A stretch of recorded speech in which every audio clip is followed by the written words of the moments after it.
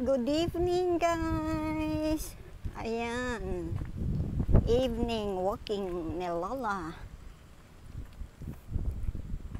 Dito may mga ilaw. Doon kasi kalahati wala eh. So dito may ilaw. Kaya mega love shout out everyone. Lalong lalo na sa mga sumusuko sa aking YouTube channel. Mega love shout out sa Team Hooray. Ayan.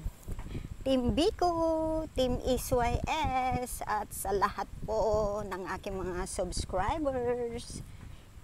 Thank you po. Ayan guys. Mag-walking tayo ng 1 oras. Madilim. Pero okay lang. Nakikita niyo naman ang aking kagandahan, di ba? Mapiling. Aba, syempre. Ikutin ko to ng 2 times. Tapos bili na rin ako ng itlog sa 7-Eleven. So, ayan. Double purpose na rin to guys. Kaya walking. Dapat pala nagdala ko ng stick para magandang hawakan yung phone.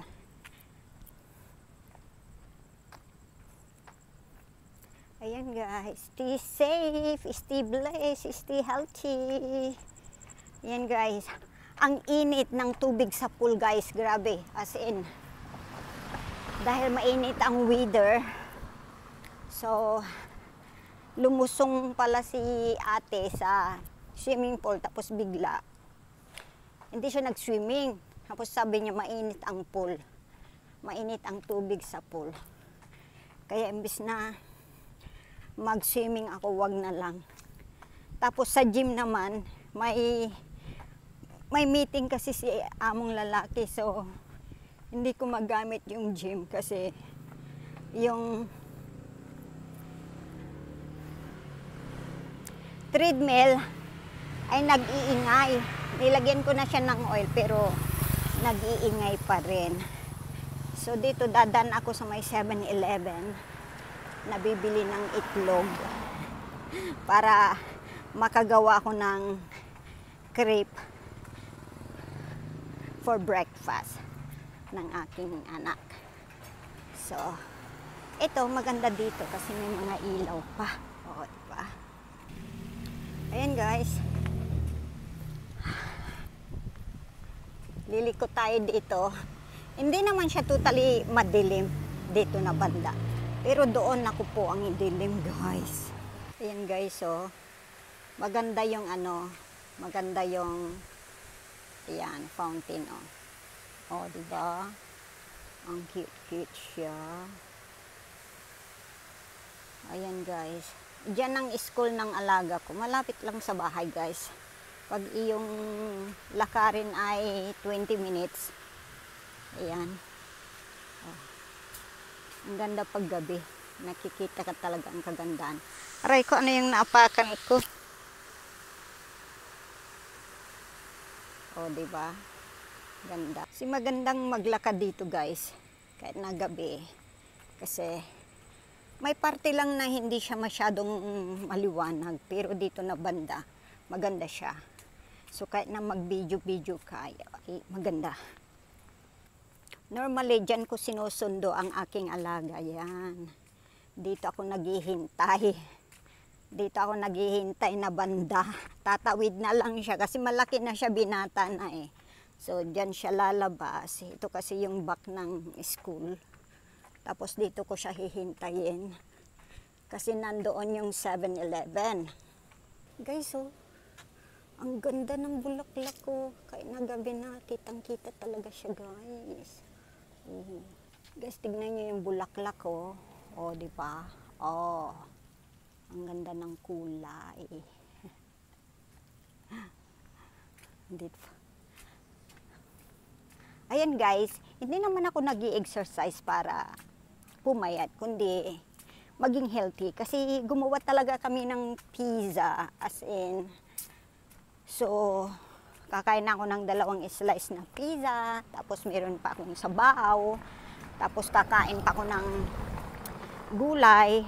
Pero sa gabi talaga guys, kung maaari lang, ayoko siyang magkaanin kasi ayokong tumaas yung blood sugar ko. So, ayan. Kaya ako nag-exercise ay para maging healthy. Kasi pag tayo minupus na line of 50 na tayo, doon na nag-i-start, nagkakaroon tayo ng maraming mga possibility na magkaroon tayo ng mga sakit. So, kailangan nating maging healthy at iwasan ang mga salty food, iwasan ang mga fried food, at iwasan din ang mga matatamis. Pero mostly guys, I need sugar. Minsan kung kulang naman ako sa sugar, ako'y nahihilo. So, talagang lagi akong may bulsang sweet. So, ayan guys, doon yung 7-Eleven, pero ayoko munang bumili ng itlog kasi iikot pa tayo para makaano tayo ng ilang kilometro bago tayo bumili ng itlog at mag-headed to go back home. Kaya okay lang. So, ayan guys, pangalawang ikot na. Pangalawang ikot ko na to. So, pag marating natin yung 7-Eleven, ay bibili na ako ng itlog. Pero malayo pa yun. Mga 20 minutes pa bago kumarating yung 7-Eleven. Kasi, kakadalawang ikot ko pa lang ngayon. So, marami pa rin naglalakad kahit na gabi. Ayun. At dyan pala kumukuha ng ipil guys. Oh. Yan, ang daming ipil, oh, mga green. Oh. Ang daming talbos. Oh. Ayan. Oh. Daming talbos. Pero bukas ako kukuha kasi ano, baka may ahas. Dito guys, maganda. Masarap kayang mag-working guys. At least natapos ang aking trabaho ng maaga. Kaya pag hindi pa kasi tapos, sa gym talaga ako guys. Kasi kung tatawag sila nakakain na, syempre i-post ko muna yung aking treadmill. Dito, pag tapos na sila, maaga kasi silang natapos kumain. So, maganda. Saka maganda yung weather ngayon, mahangin siya, hindi siya masyadong mainit. Kaya mas gugustuhin ko na ang mag-walking na lang sa labas ng gabi. Kasi maganda talaga guys. Kaya lang, medyo mabaho dito sa may pan kasi maraming naglulutang ang mga patay na isda. So mag-cleaning yata sila bukas kasi maraming nagrereklamo na taga rito na yung amoy ng mga patay na isda ay hindi maganda sa kalusugan ba ng mga tao na nakatira dito sa malapit sa pan. Ang dami talagang ipil guys. Oh. Ay mga ipil yan oh. Oh. Pero katakot naman gabi. Bukas ako kukuha. So yan guys. Nandito na ako sa 7-Eleven. Bibili ako ng itlog. Oh, ang ginaw. Ang ginaw naman guys. Kuha lang ako ng itlog. Saka itlog. May tinapay pa eh. Itlog. Magkano ba itlog? Ayan.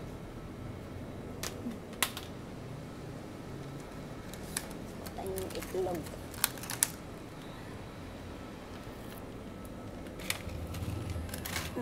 Ayan guys. Tapos kukuha ko ng Dutch Mill. Strawberry flavor. Ayan. O, diba? Pero to yata to guys? Parang, ayan na lang. So, ayan guys. Upo muna ng konti. Nakabili na ako ng itlog.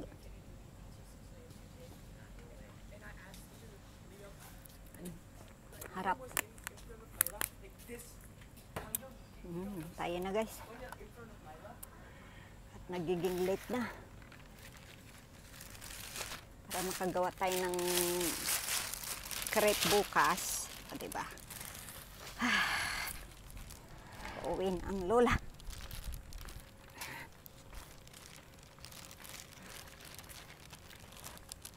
Ayan guys. Malayo pa ang lalakarin ko guys. Nakabili na ako ng itlog. So, ayan. Pero okay lang. Exercise tayo. So, instead na mag-bike, mas ginusto kong maglakad guys. Kasi, kung sa gym, nakakaboring kung makakonsume ka na ng 30 minutes sa gym. Nakakaboring ka na nanonood ka ng movie or nakikinig ng music. Dito sa labas ay hindi kasi iba yung yung anong tawag dito. Sa loob kasi parang hindi siya fresh. Ay nabuksan mo yung bintana, mag-ano ka ng aircon. Mas maganda pa rin yung naglalakad sa labas as in. So, hindi ko makita guys. Malayo pa tayo. Ito po. Malayo pa guys. Ang ibang palabas yan. Ito naman. Papunta na to sa bahay. Mga 10 minutes pa. Ayan. Ayan guys. Malayo pa. Pero plano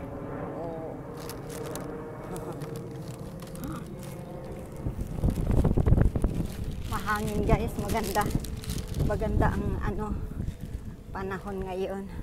So ayan guys, gaya ng sabi ko, gaano man tayo ka-busy, dapat maglaan tayo ng oras para sa ating sarili, para hindi naman tayo kawawa, di ba guys? Kasi tatrabaho tayo maghapon o tapos mabaho dyan sa maraming patay na isda, kaya dito tayo sa daan. Ayan guys.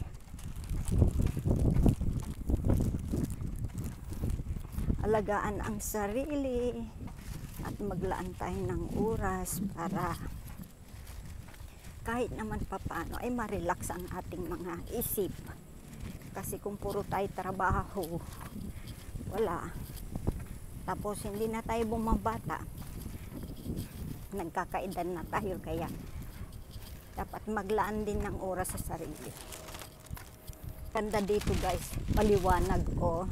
So ayan, thank you guys for watching. At kung bago ka pa lang po sa aking YouTube channel, pa-subscribe naman po at pakibigyan na rin ng like itong video ko. At syempre, don't forget to press the notification bell para magiging updated ka sa susunod ko mga video. Thank you. Stay safe, stay healthy, stay happy. Ayan po guys, thank you so much. Hanggang dito na lang po. Kita-kita sa susunod kong video.